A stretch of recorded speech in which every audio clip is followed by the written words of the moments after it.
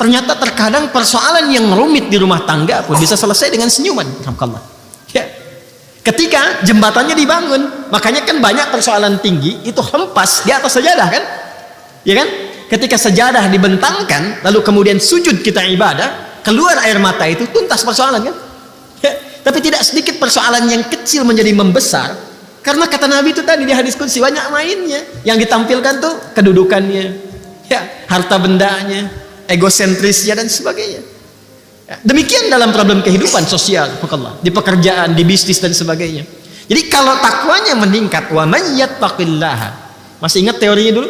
Kalau ada kata man, ya, man nanti masuk dalam isim mausul, itu artinya ayat itu ditujukan untuk setiap personal hamba. Maka cara memahaminya, ini ayat untuk saya. Hei Adi Hidayat, gitu cara memahami ya. Anda silahkan siapapun namanya ya. Hai Adi Hidayat, kalau takwamu engkau tingkatkan, aku berikan solusi. Yaj'al lahu makhraja, dan nggak pakai alif lam makhrajanya. Nanti saat masuk ke situ kita i'rab insyaallah. Di i'rab itu dibedah secara bahasanya. Ya, itu surah 65, kita masih di surah kedua kan? Ya. Itu umum nakirah. Nakirah itu nggak bisa dibatasi. Ya, artinya di semua aspek persoalan kehidupan, kalau kita tingkatkan takwa, itu diselesaikan oleh Allah, dimudahkan. Wa yarzuqhu min haitsu la yahtasib. Bahkan segala jenis rizki. Rizki itu kan bukan hanya uang, pakaian, tidak. Keturunan, ketenangan, kenyamanan itu bentuk rizki. Itu bentuk rizki. Itu diberikan oleh Allah kemudahan bahkan dari sisi yang tidak kita duga. Ya, ilmu sering saya katakan kan? Al-Baqarah di akhir ayat 282. Wattaqullaha wa yu'allimukumullah. Engkau tingkatkan takwamu kepada Allah, Allah tambahkan pengetahuan. Itu janji Allah. Karena itu orang dulu gak pernah mereka belajar sebelum mereka meningkatkan sholat.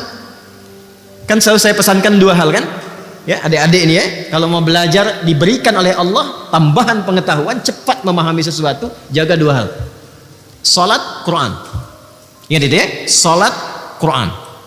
Orang dulu semua begitu.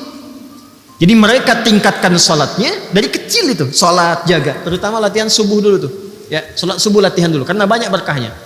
Itu yang paling banyak disaksikan, termasuk semua malaikat menyaksikan. Malaikat malam dan siang itu semua tugasnya itu dikerjakan malam dan siang yang sif-sifan untuk subuh, mereka semua menyertai. Itu yang dimaksud di Quran surah ke-17 Al-Isra di ayat ke-78. Ya, aqimis salata liduluki syamsi ila ghasaqil laili wa qur'anal fajr. Inna qur'anal fajri kana mashhuda. Ya. Jadi kata Nabi SAW, sungguh inna malaikatal laili wa malaikatal nahari, malaikat yang bertugas di malam dan di siang itu menyaksikan semua bacaan-bacaan yang dilakukan di waktu subuh. Karena itu orang dulu itu sebelum subuh udah siap-siap. Makanya saking berharganya waktu subuh itu, karena dimulai pergerakan berkehidupan, termasuk oksigen juga bertebaran, ya kan? Karbon dioksida diserap, ya oksigen keluar kan? Makanya ayatnya di Quran surah At-Takwir itu ayat 18, ya was-subhi idza tanaffas. Kalau subuh itu tiba, tanafas. Maka peredaran kehidupan itu dimulai, nafasnya dimulai, matahari mulai muncul, ya? Bunga-bunga pun sejuk, nyaman, oksigen banyak keluar. Makanya mahal subuh itu. Disiapkan, mereka tunggu sebelum subuh udah bangun. Nah, itu waktu yang paling ideal tuh, 1 jam menjelang subuh itu. Jernih, cara berpikir tenang. Ya, kembali ke Quran surah Al-Muzammil itu di ayat yang ke-6, inna nasyi'atal laili hiya ashaddu waqa'an wa aqwamu qila. Kalau Anda bisa bangun tuh di antara sekian malam, khususnya yang mendekati kepada subuh, sepertiga malam terakhir, itu sentuhannya ke jiwa menjadi kuat dan keingatan itu dahsyat. Kalau pengen lihat risetnya orang barat ya tentang bagaimana bangun menjelang subuh itu, ya di sepertiga malam silahkan cek risetnya itu. Suasana yang paling menenangkan, meneduhkan, membuat konsumsi berpikir itu sehat dan cepat memahami sesuatu, itu waktunya. Dan kita punya ayatnya. Dipraktikkan nggak gitu? Dia ternyata diminta tahajud itu bukan hanya diminta bangun malam supaya pintar, ya kan? Supaya emosi stabil, supaya tenang, supaya terkoneksi tinggi dengan Allah. Puncaknya apa? Ini supaya dapat solusi. Pengetahuan bertambah. Ingin bahagia? Al-Baqarah di akhir ayat 189. Wattaqullaha la'allakum tuflihun. Tingkatkan takwamu kepada Allah, engkau akan cenderung bahagia. Karena itu di Al-Baqarah di ayat 21 ujungnya ditutup dengan kalimat takwa, la'allakum tattaqun.